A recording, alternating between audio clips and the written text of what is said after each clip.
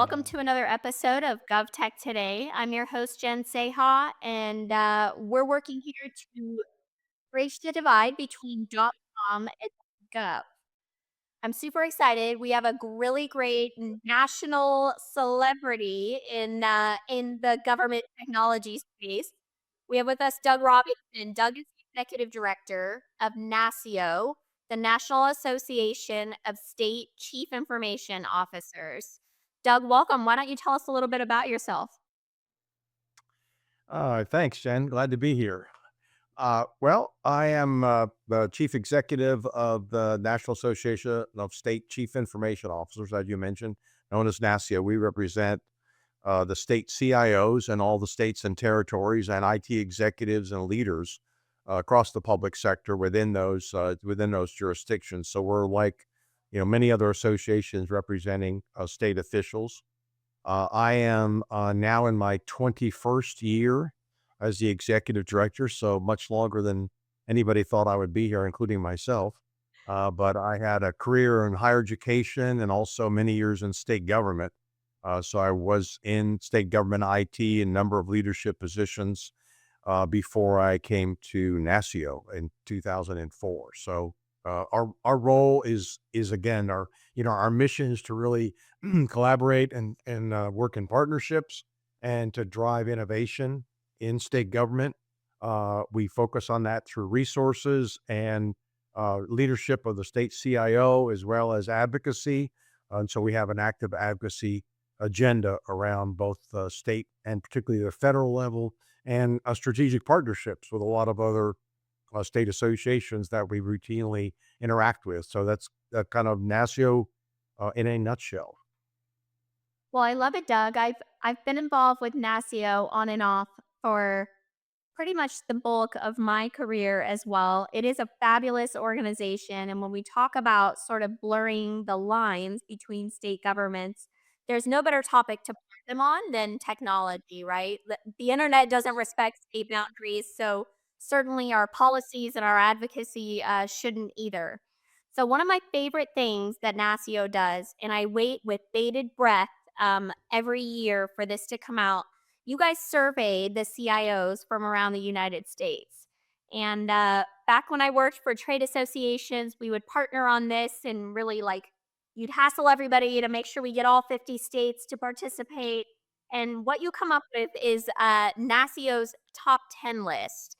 And this is like the top 10 issues that CIOs are looking at in the year to come, correct? So give us sort of some highlights from that, and then certainly give us the highlights for like your recent survey. There were some things that stood out to me, and I'm wondering if they stood out to you. Well, a quick trip in the NASCIO Wayback Machine. We started this, excuse me, in 2007. So that's how long we've been doing the top 10. So it is as methodologically, it is a forced choice ballot, electronic ballot, and the CIOs must select from a long list of potential strategic parties and management parties. So it's not focused specifically on a technology, although those can certainly make the list as they often do. It's focused on the overarching strategic agenda of each CIO. We then take all those, we put it in the NASCIO blender, and we come out with the state CIO top 10, which is a kind of a prognostication. We do this in December every year, and we release it for the upcoming calendar year. So, as you said, in mid-December, we released the 2025 top 10 priorities. We had a couple of surprises. No surprise was that cybersecurity and risk management was number one for the 12th consecutive year. However, exceedingly close to that and coming up very quickly on the bumper of cyber was Gen AI, artificial intelligence, machine learning, again, AI driven primarily by the conversation around generative AI.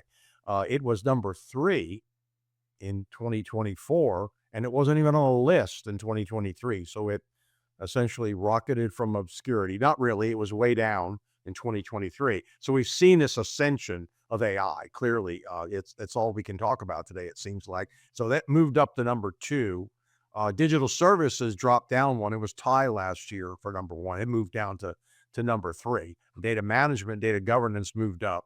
And again, all of these are not mutually exclusive. There's intersection. Cybersecurity is woven through all of these topics, and so we see that. And there's an ebb and flow, and one of those kind of ebb and flows occurred this year, post kind of federal funding and pandemic relief funding. We saw budget and cost control come back on the list after an absence of 4 years and move up to kind of number five. And so those are the continuing topics that kind of come and go off the list. Uh, Cloud services on the list, legacy modernization on the list, and a new one, first time comes on the list in the number 10 spot is accessibility. And that was driven by the final rulemaking from U.S. Department of Justice around specific compliance. So these ADA requirements have been around for many years, and the 508, Section 508, which many of the states incorporated by reference around electronic delivery, whether it's your websites and your mobile activities, states were applying that to their electronic delivery. However, there was no consequence. There was no compliance monitoring. There was no, there's going to be there's certainly no financial impact if they didn't do that. Well, now state and local governments now have a requirements, and they also have date certains. So the states have to get right on this by 2026. So that's something that we've written about, and we're also working on with our working group, which was formed. So they have their meeting on a regular basis to share experiences, do that. So there's just some of the updates. The top 10 list is, like I said, always kind of a great, very simple approach to showing what's going on with all the states. We had 50 states and territories vote on this year. So remarkable response from our CIOs to give us something that drives our discussions throughout the year, gives us great kind of avenues to get off on that. We get off on that side street and do more surveys about particular topics, which we're certainly going to do this year on Gen AI. We've already entertaining some research proposals we're looking at to do more of that, even to build on the reports they released the last couple of years. So that's the top 10.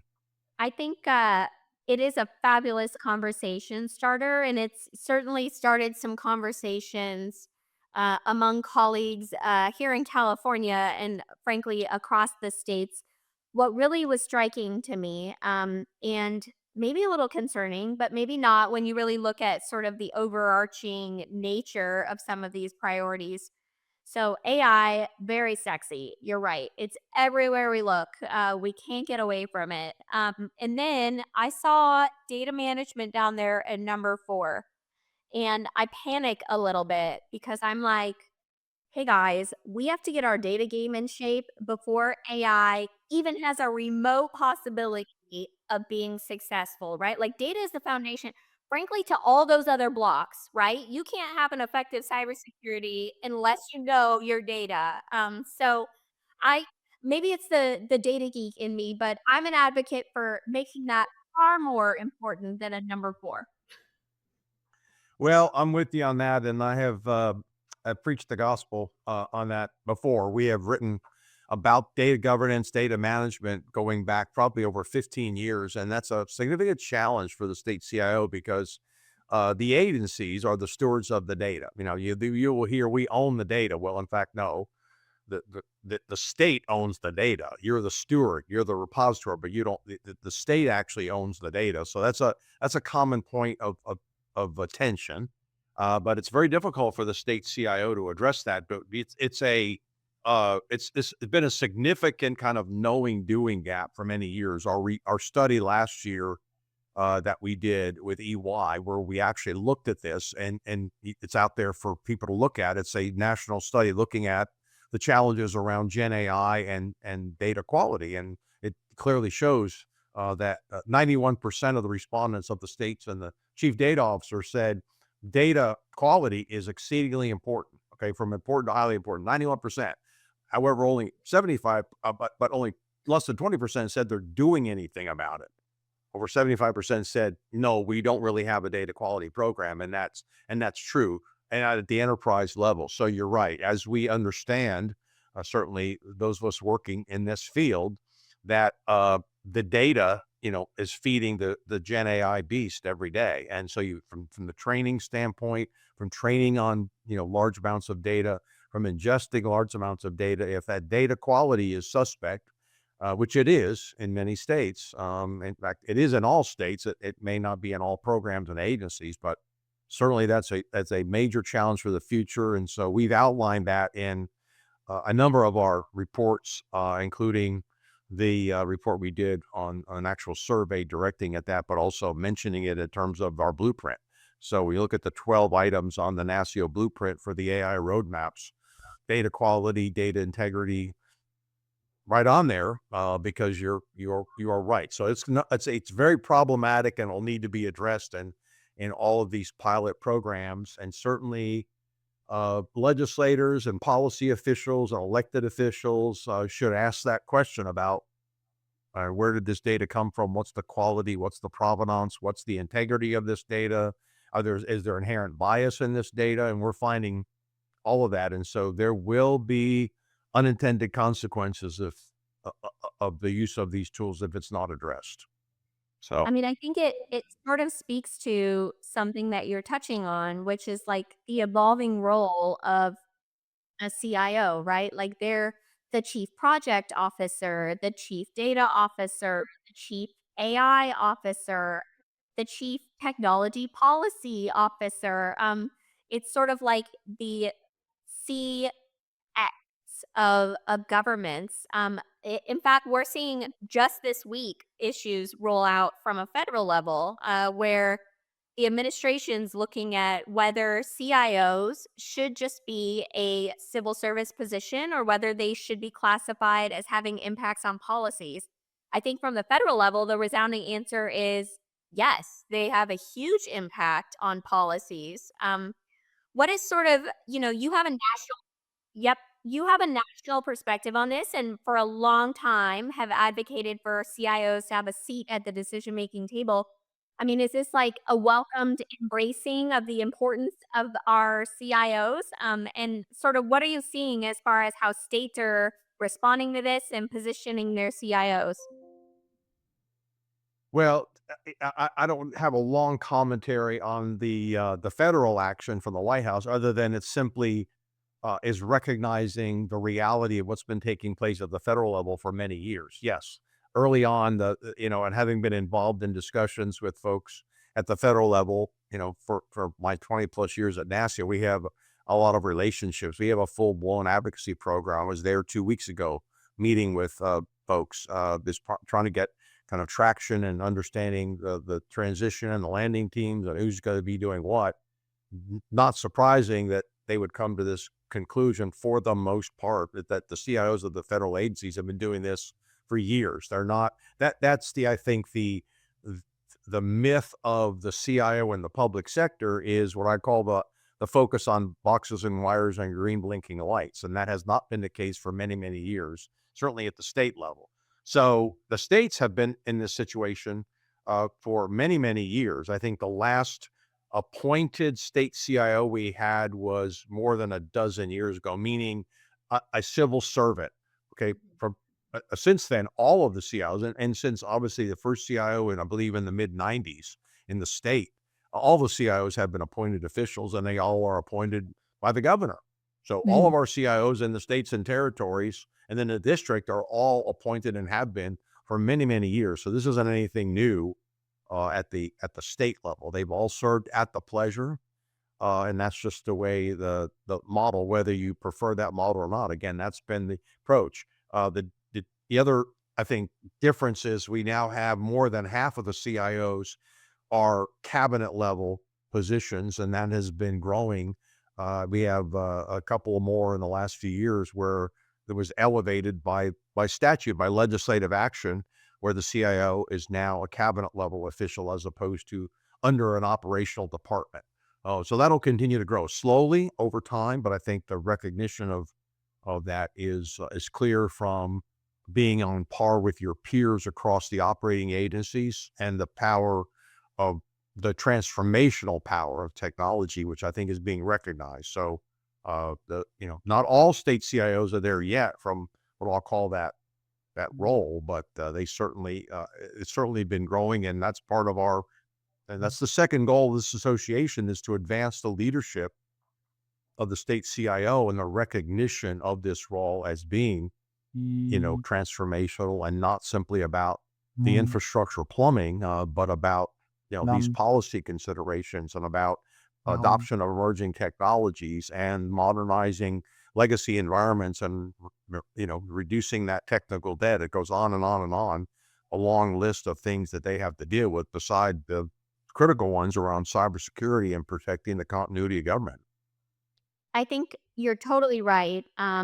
The nature of technology is that it's an enterprise function. Technology is in every project. Every dollar that's spent, there is technology in it somewhere. And you sort of have the balance. And you've seen this across the United States too, where some technology operations are very centralized, right? Like maybe your technology department is making all the purchases for everyone across it. Some of them are very decentralized, just a figurehead alone in speaking on technology, where the state's going. What do you think is sort of the from your observation, sort of the way it works best? Well, clearly we have a bias. So you're right. Technology, as I say, and I've said it in testimony, this part of the fabric of government today. So it is no longer when I hear people say, well, that's a quote back office function. That's my face gets red. I get worked up when they talk about technology as a back office function. That's certainly the stereotype, and it's a stereotypical view of the CIO at a state level. Like they said at the enterprise level, which is their job is to manage and run the technology, and that's certainly in the majority of the states that is not the case today. It's around business transformation. It's around innovation.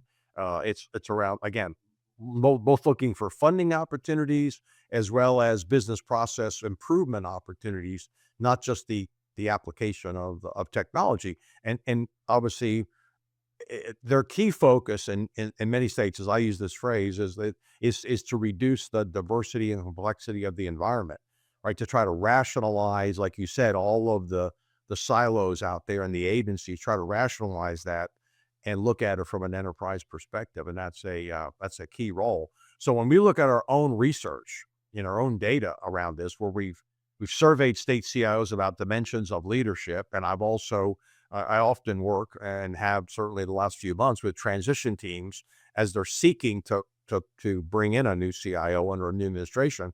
I talk to them about these general characteristics. So, from a CIO perspective, having technical competency is certainly a plus. However, we have many state CIOs today that are very accomplished and doing a great job in leadership that don't come from a technical background. They weren't coding, they weren't managing servers and infrastructure. That again is that stereotypical view of what the CIO does. What they really need, I mean, I emphasize this all the time. I said, if you're looking for, your ideal CIO, number one, you want somebody that can lead change. All right. You want somebody that can lead change. So regardless of their background, if they can lead change, if they can deal with complex organizations, if they can deal with the complex funding and operating models of state CIOs, that's very, very important in leading change. If they can communicate effectively, can they communicate the value of technology and transforming you? So communication is critical. Having that strategic vision is critical. So way down the list on the top 10, number 9 might be technologist. Yep. So that's the reality of today's environment. And we're seeing that. And we've seen that in the private sector for a number of years, where now you see that, all the companies, they all run on technology. In fact, that may be their prime market. And so what you're seeing a lot of CIOs become CEOs. Why? Because they understand that. So I think we've seen that evolution. It's taken a little bit longer in state government, but again, we've seen that change and that shift over the last decade, and certainly we monitor that and we report on that. And you've been involved in those discussions. We were working on the survey. We reported Yeah. on that a change. I think communication is huge. And I've said it on this podcast before, but I have seen very successful CIOs who are bilingual. And I don't mean they speak two languages. I mean they speak technology and business and can bridge that. Because when I see change most effective, it's when like those two types of people with those left brain, right brain kind of out mindsets can come together and really help solve problems. I mean, I think it is a big problem though, honestly, because like what is the average, you probably know this off the top of your head. What is the average tenure of a state CIO? Like I feel like it's really short. Today, the median tenure, the average is a little bit distorted because of our we have a kind of a, if you look at the hockey stick chart. So we track this every month, have for the last 20 plus years. It is 23 months. That's So because we just had, some new ones. So yeah, like yeah. that does not move fast, right? So like what can a CIO even accomplish in 24 months? You know, present federal government excluded, who is making changes, it seems hourly. Like, what if I'm a CIO coming in and I know I may only have 24 months? Like, where do I start? What do I need to do? Yeah. No, that first 90 days, 100 days is very, very important as you can imagine. And that's one of the challenges in this role is the lack of continuity and leadership. It's one of the obviously it's a challenge for this association, but we've learned to adjust and learn to deal with that, to bring them into the fold very quickly and make connect them up with their peers. I think that's where NASCIO really excels, is creating a very collegial environment where they talk to each other, and we share that information, and we're focused on helping them because we know how short that time horizon is. Uh, the new CIOs, I always tell them to read 7 Years in Tibet, because that's basically what they need to get transformational changes. That I've seen it across the years. They need about 7 years to go from where they are to a highly consolidated. But honestly, it does take 4 or 5 years to get to. When you look at the states that are nearly kind of at the, I would call it that unified, almost optimal operating level, it's taken them, 5 years or more to get there, because you have to overcome it's again, none of these conversations are on technology. It's about the organizational and cultural resistance to change. And that's why I tell people, having spent years in state government, that you have to overcome that. So regardless of what bright, shiny object, Gen AI, you better be dealing with organizational dynamics. You better be dealing with the governance issues and the policy issues and the framework issues. And, if you're not talking about governance in this, then there will be unintended, consequences. You will have issues, and you will have agencies going off and doing their own thing. And so I think having, a set of directives, whether it's an executive order or, legislative mandate to do certain things and keep everybody, within a white line, so to speak, while they're doing that, and then have the leadership from the CIO organization to be able to drive those and do it in a rational way, and where you're delivering value to the agencies, and understanding their business deeds, but you're also continue to reinforce that this is our architecture, right? This is our blueprint for better government, and you need to follow the blueprint. And that's a challenge in a lot of states. But we've seen that. I think California's a great example of doing that with something like Gen AI today. And at the same time, you're looking at massive demands in terms of modernizing legacy systems, improving the citizen experience. But you have this new baby. All of a sudden, it's like, wait a minute, we have to really address this, but do it in a rational way. That doesn't mean you have to. You know, I never say. In fact, our own reports, we don't say move slowly. We say, innovate, do collaboration, do experimentation, but just take it in a reasonable way. Government, particularly state government, has a different mandate than the private sector to drive this, because they are, the stewards of, again, information, of their citizens, and they have a higher obligation to make sure that they're going to be able to achieve that without the associated risks. So lots of, I think California is a good example of doing that among other states, but their scale is much larger and a lot bigger. It's a lot bigger piece of pie to chew on with what they're It doing. is. Yeah, it's always that balance of moving quickly but not moving irresponsibly, right? And government does have that inherent risk aversion. But that risk is why people are able to innovate in a lot of these areas. So it's like, let's just balance the risk and make sure everyone's sort of assuming it. So you mentioned AI. We've talked about it before. We talk about it almost daily in our lives here. And something that also sort of terrifies me that I want your take on. And this kind of goes for like any policy in technology. What I see happening a lot of times is you're right. It's the cute new baby. We want to move quickly. We're going to put a bunch of policies and guardrails in place. We're going to roll out a bunch of forms. We're going to do some POCs.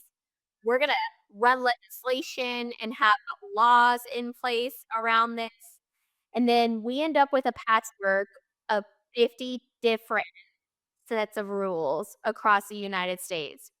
As a vendor, as working in the vendor community, that's terrifying. It's a regulatory nightmare. It makes me wanna throw my hands up and say, "I'm not doing this with government." Like, it's not worth it.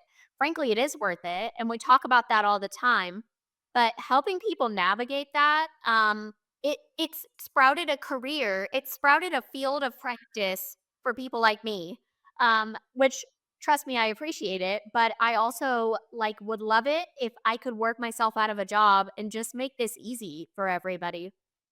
I mean, what are you seeing? So AI, for instance, really cool. What are you seeing across the states? And are there efforts? NASCIO, I know, is doing a ton of work here, but like from our federal government, for instance, in looking at sort of an enterprise approach to this.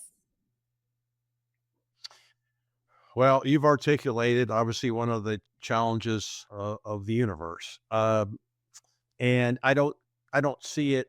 I see some rays of light in some of the areas that are working. For example, a multi-state AI group with legislators, so they're having these conversations, and there's a lot of states involved in that, and they're having that conversation about what are we going to do to make to at least harmonize to some degree. We're not gonna get to, that because every state's gonna address that. California is always gonna be kind of at the tip of the spear, quite frankly. If you look at, what's going on, they tend to drive a number of these things.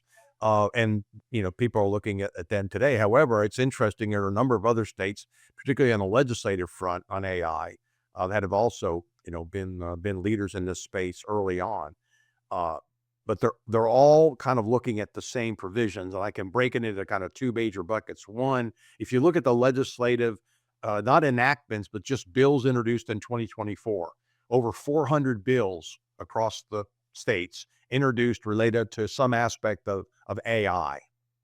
The majority, 150, 60 of those bills are related to AI use in state government, meaning the agencies, the executive branch, are where NASCIO lives, our purview.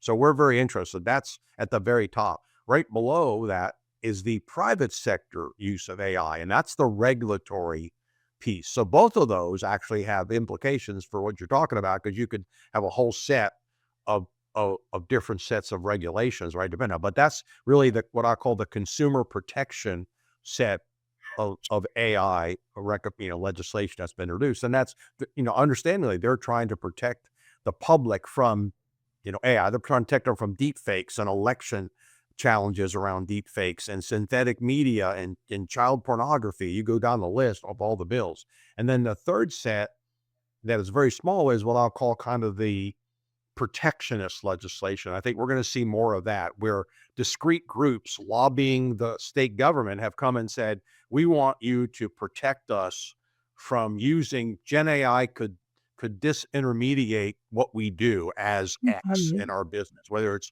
real estate, accounting, property appraisals." We're seeing a flurry of bills that are saying, "Okay, you've got to prohibit the use of Gen AI in our state to do to milk cows Right. because that's going Like to take sports jobs away. the sports Yeah. union was a great example of that. A lot of our public sector unions, are pushing back on some of the use, even in state government, of AI because of displaced jobs. Yep. And so, when we look at the data, even our own survey, job displacement is exceedingly low as the challenges. The state CIOs don't see that as a major problem. They see the lack of number one at 80 some percent was the lack of current capabilities and skills and disciplines with Gen AI. And I think that's the reality in the marketplace, public or private. It's Gen AI is not going to replace jobs. It's gonna people who know how to use Gen AI are gonna replace those other people. We're seeing that already hash out in the marketplace over the last few weeks. The capabilities of they want, and they don't want to bring in Gen AI. They want to bring in people that are more qualified and have a high degree of capabilities using Gen AI into those positions. And so I think that's the same thing that's going to happen in state government. I think we're going to see that broadly in healthcare. Healthcare is a huge greenfield for AI, and I think we're going to see that happen in a lot of spaces. So that's, I think, some of the challenges. But when you look at that, to get back to your focus on that thing, I don't quite frankly see that changing much. The states are sovereign entities. This is very similar to privacy. There is no federal privacy law. So Oh, are you? absent a federal privacy law, every state has to decide, do we protect our citizens or do we just let it roll?